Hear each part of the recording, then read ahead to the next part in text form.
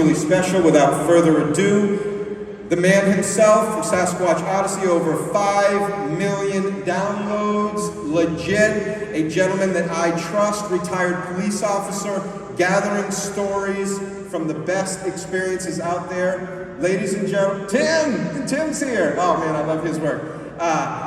Without further ado, let's kick this off with local researchers and what's going on in the area. Ladies and gentlemen, Brian King!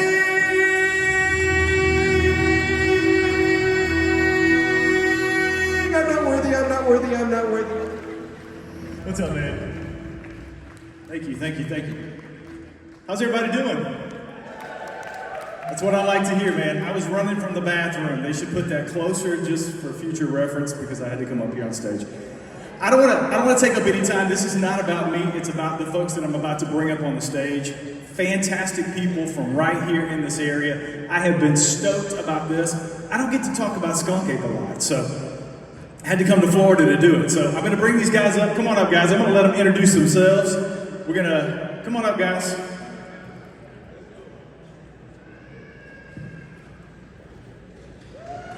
There you go.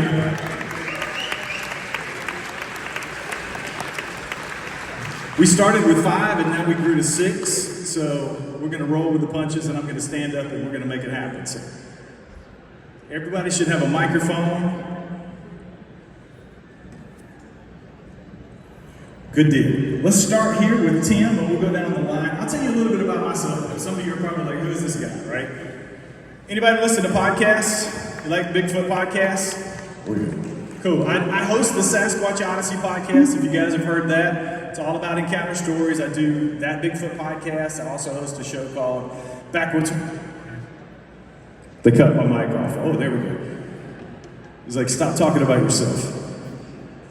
And I'm also an author. I just wrote a book that came out in March, Sasquatch Unleashed, The Truth Behind the Legend. But again, it's not about me. It's about these guys. So I'm going to go ahead and turn it over to Tim. We're going to go down the line, let these guys introduce themselves, and then we're going to get right into the discussion that you guys came to hear today. So we'll start with Tim. All right, hello. I'm Tim T in Florida. I do a lot of research here in the Green Swamp area in Central Florida. It's a really big, huge area. There's a lot of swamps. There's a big aquifer under it. And I've done a lot of hunting in those areas in the past. And now I'm doing the Bigfoot research in it. Good deal. Richard. My name is Richard. I'm a member of the Bigfoot Forest Giants. That includes myself, Jimmy Barr, Bobby White, and Mike Velez. We pretty much cover all of Florida. We're kind of spaced out. I'm more in South Florida. You can find us on YouTube at BFFG Bigfoot Research, and we're just happy to be here, to be a part of this. Awesome. Go ahead, sir. Hey, guys. Oh, my goodness. My name is Josh Preacher Shalley. I work with animals. I'm a zoologist. I'm currently working on a show with Netflix called The Creature Chronicles. I believe Bigfoot is an animal, and I love animals. I had an encounter in South Florida when I was a boy at the Babcock Ranch that changed everything for me. You can find me on TikTok these days, but you can find me on Netflix hopefully in the next year or so if everything gets cracking. Thank you for having me.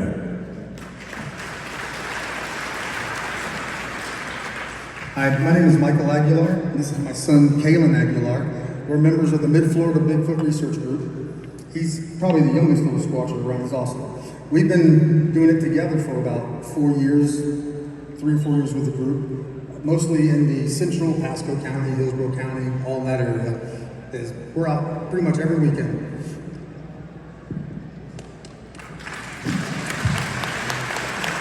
Hey everybody, my name's Steve Sapanera, and I'm just a local squatcher.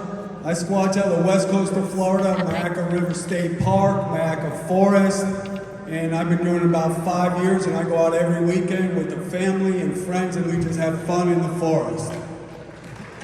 Fun in the forest is what it's all about. I'm going to get back to Chris. Chris was a little fashionably late. Maybe he was running from the bathroom too, so we're going to let Chris introduce himself. Sorry about that. No bathroom, I guarantee you. No, I was telling ghost stories back there, which is what I do. My name is Christopher Balzano. I'm the host of Tripping on Legends, and I have been researching the Bridgewater Triangle and now stories here in Florida. I track ghostly legends all throughout the state, which often coincide with cryptids and skunk ape. I've recently in the last 4 years, been obsessed with this area of Ocala, and I've written several books about it. I said hey. Awesome. So we started here with the introductions. I'm going to start on this side with Stephen with the first question for you guys. What specific regions in Florida have the highest concentration of skunk ape sightings, and what factors do you think contributes to that high amount of sightings? Well, most of the sightings we find are in the middle of the state, and that's because of the habitats available in the middle of the states, forested for Florida. Believe it or not, Florida has over 50% of its land mass is forested.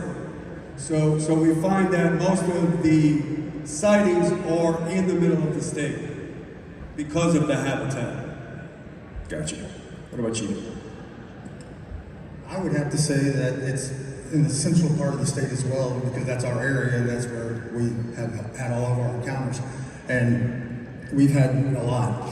And down in the Everglades has got to be the probably top. Just the amount of land out there. If you've never been there, they're so easy for something to be able to hide down there. What about you, Josh? I would agree. The Everglades, it's a perfect spot. Fantastic place for anything to hide. People have done it, and skunk ape does it successfully. Okay. Richard, what about you, sir? Well, I'm mostly in South Florida. I like to focus on preserves because there's no hunting, no fishing. There's a lot more wildlife, water sources, stuff like that that can support a creature like this. I think a lot of people when they think of Florida, they think beaches and stuff like that. But when you go inland, it's forest. It's a lot of forest. And there's a lot of us that are born and raised here, the country boys, and that's what we see Florida as. And there's a lot of space, a lot of room for these creatures to exist and be successful. You know? I think the key thing is protecting them because we are losing land, rather rapidly. What about you, Tim? Yeah, with me, it's all the big, huge forest areas like Ocala, and then you got the Green Swamp down in Central Florida. It's a lot of swamps, it's a lot of river systems. It's a real big area for them to be in. And you got more places like down in Mayaca and the Everglades. I think it's everywhere you have a lot of big forest systems and water. Water always seems to be that thing that comes up, whether you're talking about Florida or I talk to people around the world, really, when it comes to sightings, and everybody thinks they follow waterways, and there's certainly no shortage of that here in Florida. Chris, what about you, sir? Well, first of all, I love what you were saying, because if you are not living in Florida, Central Florida is Disney. And if you are in Florida, Central Florida isn't this. It's this way down the state, right? Once you get off of those beaches, the number of ghost towns, the number of abandoned places, old boon towns that are not there anymore. We have some here in Marion County, Sumner County. That seems to be some place where these cryptids are. And if I were to say, what is the place where you find it? It's the place where you find other weird things going on. Like most of the time when you were talking about Mayaca earlier, most of these places have not just skunk ape or not just other cryptids, but then other weird things going on. I know we're going to get into that a little bit later. So I would say any place you find something weird going on, even in the world of Florida, man, chances are you're going to find some kind of cryptid. All right, next question. This is one of my favorites because this is something that happens. Again, I interview a lot of people who have Bigfoot, Sasquatch encounters. Obviously, we're talking about skunk ape, which is Florida's Bigfoot / Sasquatch, right? And the differences. I've talked to people and had people on the show that have seen these things and interacted with them in Florida, and I've gotten a mixture of a couple of things. I've had people tell me they're smaller here. I've had people tell me that they're just as big here as they are in the Pacific Northwest. So let's talk a little bit about characteristics. As far as the reported physical characteristics that you guys have dealt with in Florida with the skunk ape, how do they differ from what you're seeing in reports from other parts of the country? And the second part of that question is, why do you think that is? that we're seeing these differences, if you are seeing differences in Sasquatch here in Florida, say, versus the Pacific Northwest or even in North Carolina where I'm from. Steve? So the obvious differences, first off, is the size. Everyone says that I personally haven't had sightings. I can't say that they're bigger or smaller, but people that have had sightings have said that the skunk apes are generally smaller in size than the ones in Pacific Northwest or even the Georgia mountains and things like that. The other obvious thing that people talk about are toes. The number of toes that skunk apes have. Skunk apes are reported to have 4 toes, whereas we know Sasquatch, Bigfoot have 5 toes. I personally cast some footprints out in Mayaca Forest, 17-inch or more, but they've been 5 toes. So I can't report to the differences in toes, but that's what they say. But I've personally seen huge footprints in the forest, and they've been 5 toed. Interesting. 17 inches is pretty big, man. Yeah. This is kind of a follow-up question to that, and anybody can take this as we go along, but do you think the difference in size has something to do with the environment here, or do you think people are seeing juveniles possibly, or smaller, younger ones, or do you think they're full grown and it's just an environmental thing? I personally, we think it's more of a geographic thing with Florida. It seems like from about just south of Tampa, Mayaca, and then all the way down to the Everglades, we find a lot smaller tracks. It seems to be a smaller creature as far as everything we find is smaller. But up north, I found prints all the way to 19 inches. And that's in the Tampa Bay area, in that area, so. Stephen, did you want to add to that before we move on? No, I mean, what Mike says is true. I don't know about the geographical difference, the cutoffs, but like I said, the size difference, like the 17 inches is going to be a big animal. So I don't really see a huge correlation to a size difference as opposed to up the Northwest. It's just what reported said, but I don't really see that. I would say it's more of a girth and a bulkiness. They're more lean here. They have to be. You couldn't survive here if you were an overweight Sasquatch.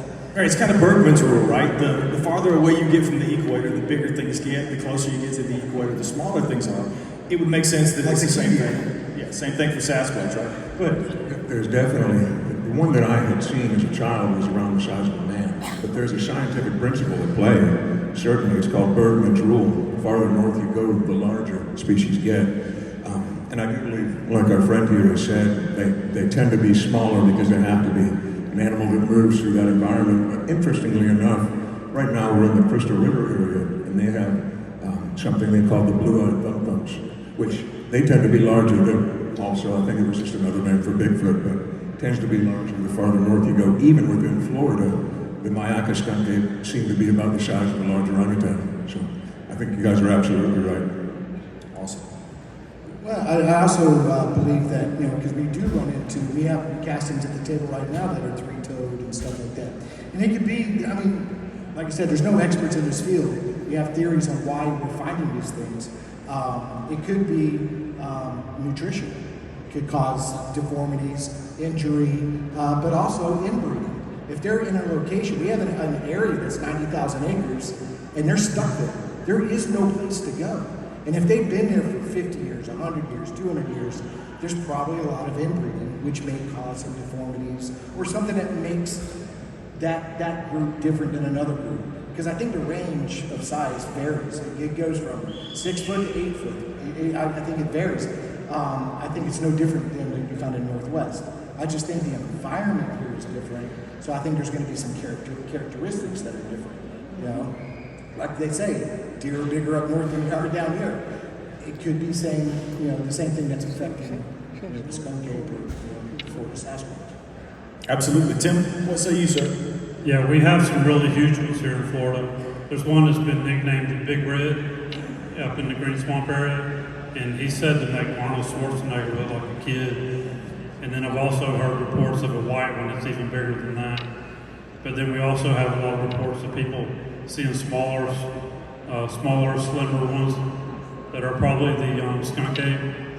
And I found footprints out there anywhere from 6 inches up to 18 inches long. So I think we have a lot of different sizes. I've also found the 4-toe footprints and the 5-toe footprints, which I believe is a mixture of either skunk ape and the Bigfoot itself. So I think we actually have both here. Good deal. Chris, you get the last word on that, sir. So, do you guys know what puckwudgies are? Raise your hand if you've ever heard of a puckwudgie. All right, that's a good amount. Thank you. So, in the early days of doing that puckwudgie research, I was up in New England originally. I was baffled by how many different reports there were, both in activity, but then also what they looked like. Some looked like humans, some looked like Elmo, some looked like a porcupine, if you've seen the ones online. And I was kind of baffled by that because all of the mythology and the lore behind it was the same. I went out to Indiana to another puckwudgie hotspot, and I was speaking to an anthropologist there, and she told me that back in the day, like 200, 300, 400 years ago, all the different Native American tribes would meet in Indiana of all places, and they would kind of have like these summits. And in those summits, they didn't share a common language. We're talking about tribes from all across the country. And so they would communicate the best they could. And I don't know if it's because puckwudgie is such a fun word to say, but all of these other tribes started to use the phrase puckwudgie to describe whatever creepy little strange thing was in the woods messing with them. And it became this blanket term, right? Now, growing up, there were only 4 kinds of dinosaurs that I knew of, and that's all we talked about. I think what we're having here is all these different species of animals, and we have this umbrella term of Bigfoot, when really we're probably dealing with 7, 8, 9 different kinds of creatures, but because we haven't been able to study them up close enough, we just kind of give them all the same name. Like if we could somehow get them all in a room together and say the differences in their size and what they do and how many toes they have and things like that, we would find that these things are probably so dramatically unalike to each other. It's just for us, because we have such little to go on, we just kind of put them all in the same umbrella. Yeah, I think talking to so many people from so many different places, they're just like us, they're just like people. No matter where you go, we're all the same species, but everybody looks different. Some people are shorter, some people are taller, some people are wider, some people are skinnier. I think you see the same thing in Bigfoot. If you look at that infamous Sarasota, Mayaca River State Park Bigfoot, that doesn't look like any of the other Bigfoots. That looks like fat, you know what I'm saying? Like it looks really wide compared to other ones we've seen, stuff like that. And yet that's hail. Before I even moved down here, I knew that. And so these are dramatically different, but they share those characteristics that allow us to do that. And the one thing that most people compare to, I do it when I interview people who have had experiences and seen these things, is does it look like Patty? Right? That's the go-to. If you look at Patty and then you look at what you saw and compare the two, how does it compare? Because that's really, there's a lot of stuff out there, but in my opinion, Patty, possibly the Freeman footage, are really the only 2 things that we have to compare. So I think it's just like people. I think people are seeing different things in different places because they're different and they're the same species. Next question. Are there unique environmental or geographical features in Florida that could provide potential habitats for skunk ape? And how does that compare to, say, other places in the country? How is Florida unique in some of the environmental things that you see here that you think could support the skunk ape? Stephen? So we talked about it earlier, the swamp areas, the Everglade areas.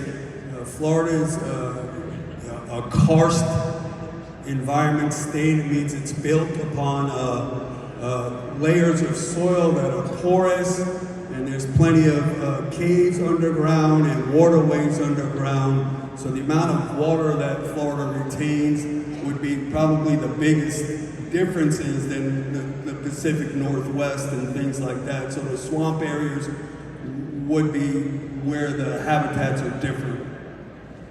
You mentioned something, I'm going to ad-lib here a little bit. I like to throw curveballs. You mentioned caves. This is something that's come up several times on the show. Alexander Petikoff was on the show a while back, and we got to talking about caves.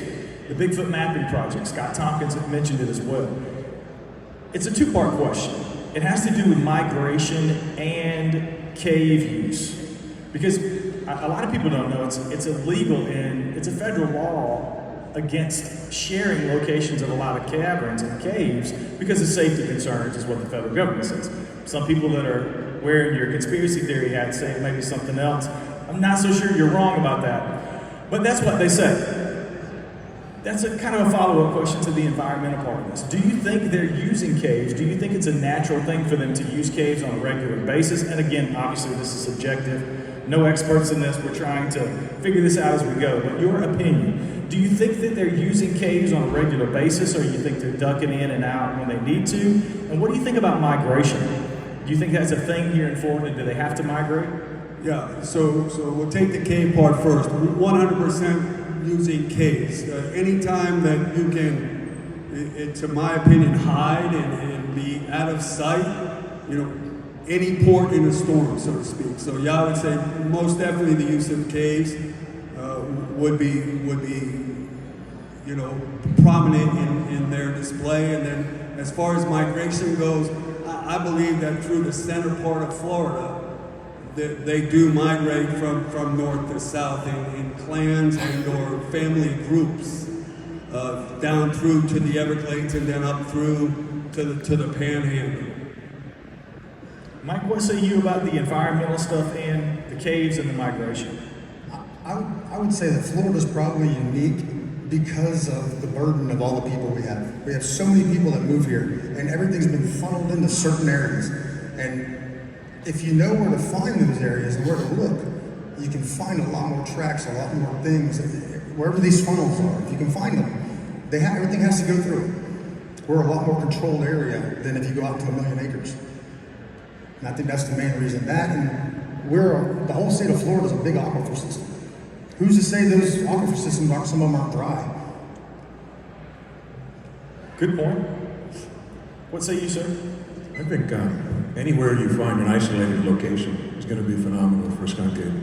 The gentleman here has a bloodhound. They have amazing senses. They see with their sense of smell, right? Now, I imagine that skunk ape, a hairy hominid, also has amazing senses, the senses of an animal. I've often said that we are the boogeyman to mommy and daddy Bigfoot. They're going to be afraid of us. They're going to want to stay away from us. To a mother and father Sasquatch or a skunk ape, they're going to want to find places that are safe. Where is a safe place? The Everglades. There's a good friend of mine here, David Shealy. He works out there quite regularly.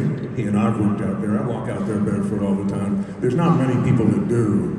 There's plenty of places that something like that can hide. And as our friend has said, as far as northern migration, well, why not? There's plenty of places here in Florida they could travel from one place to the other, especially if they're nocturnal and moving at night, but they would never be seen. I often hear hunters and people that are in the woods say, well, I've been out there my whole life and never seen them. Well, because they don't want you to see them. They know you're there long before you do. So I think the Everglades is a place that is absolutely the place.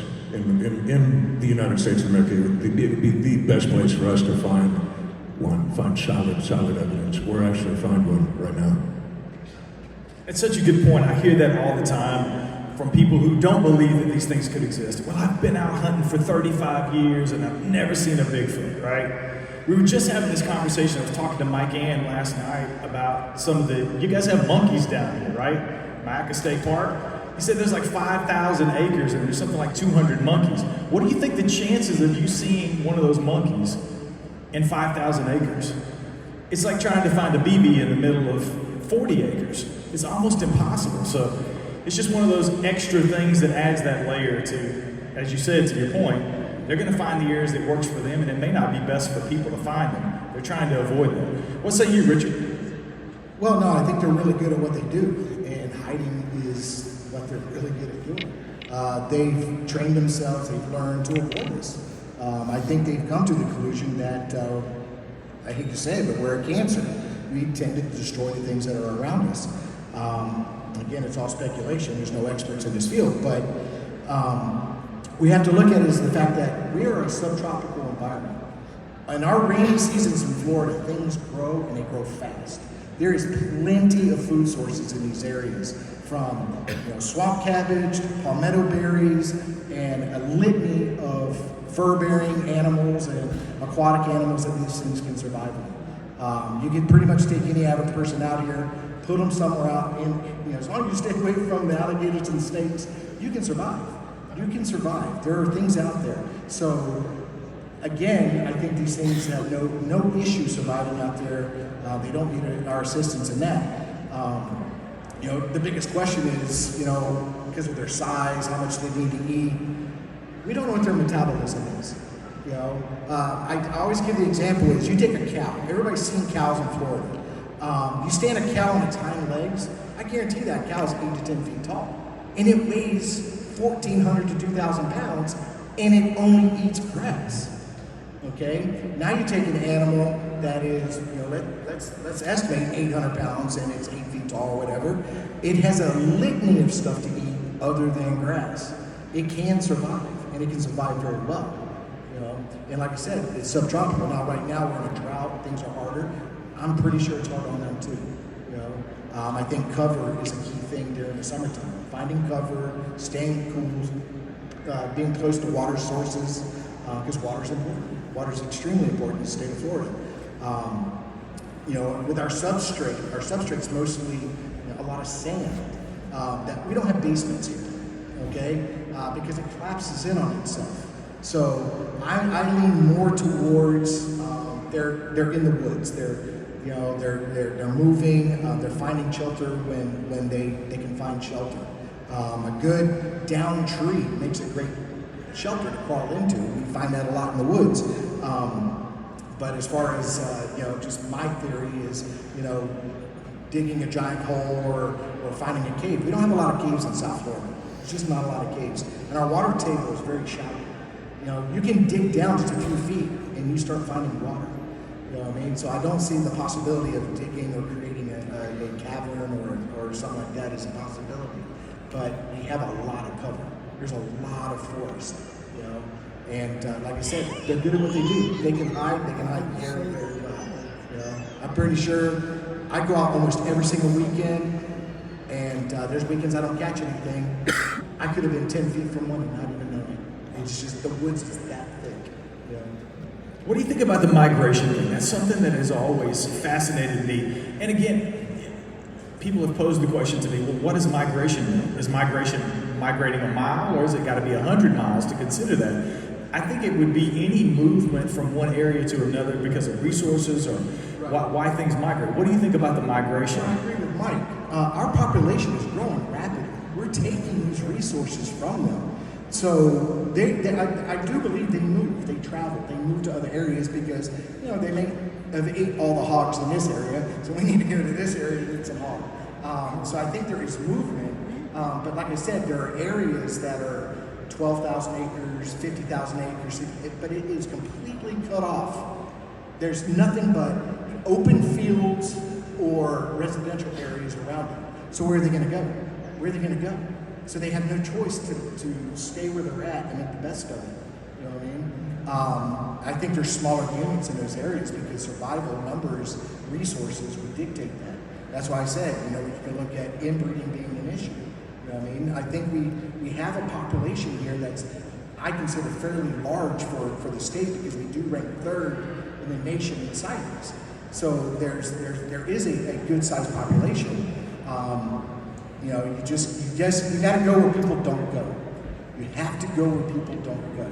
If you're going to Mayaca State Park or Highlands Hammock State Park or anything like that, don't go to the picnic areas and hang out thinking you're going to see a Sasquatch. You have to put on your boots, put on something to keep mosquitoes off of you, and start breaking brush and getting away from people and getting out there. And that's when you start finding things. That's when you start seeing things that open your eyes and go, wait a minute. This is no accident. I think that's a good point that you make about getting out to where people aren't. Because the thing about sightings, people tend to, I know a lot of researchers who, not ambulance chase, but they try to find the area that's got the most sightings and they run to it, right? Well, that's good for a hot spot maybe. Radium comes to mind, Area X, places like that, the Olympic Project. But you got to have two things to have a sighting. You You got to have a Sasquatch or a skunk ape, and you got to have a person to report it and see it, right? So you may be in an area where there's a ton of activity and people don't know about it because they don't go there. So I'm going to refresh your memory, Tim, because it's been a while on the question. Just about the environmental stuff here in Florida geographically, providing potential habitats for skunk ape. What have you seen out there? And then let's throw in your opinion on whether or not they use caves, and talk a little bit about what you believe about migration. Yeah, we do have a big water system, aquifer underneath Florida with a lot of caves, and I think they do have access to that and use that. And there is a lot of big food sources here too in Florida that I think keeps them here. I don't think they had to migrate. If they do move in, it's just moving around, following the animals. The wild hog population here in Central Florida has grown way out of control, and they won't never be able to stop it. And I've seen where they'll follow the hogs. So if you have wild hogs, you follow the hogs, you'll find the skunk apes and the Bigfoot. They'll steal them from hunters. When a hunter shoots one, they'll steal it from them. So I believe that with the food source and then with the water, the caves, I think that keeps them here. Chris? Yeah, this definitely is not my area of expertise, but in doing my other research, kind of what these guys are saying, in this area, there are a ton of phosphorus mines that are connected all throughout the state. And I don't know if it's like that in other Bigfoot locations, if you guys have been other places, but where those kind of caves empty out are where you hear a lot of the sightings. You hear the Green Swamp, Ocala National Forest. Over on the other side, places like Ormond Beach, you can literally, if you were underground, follow all these passageways. I think we underestimate the waterways that pop up because of the springs, right? If you follow the springs, the same thing, those springs are connected by something. And then the last thing, because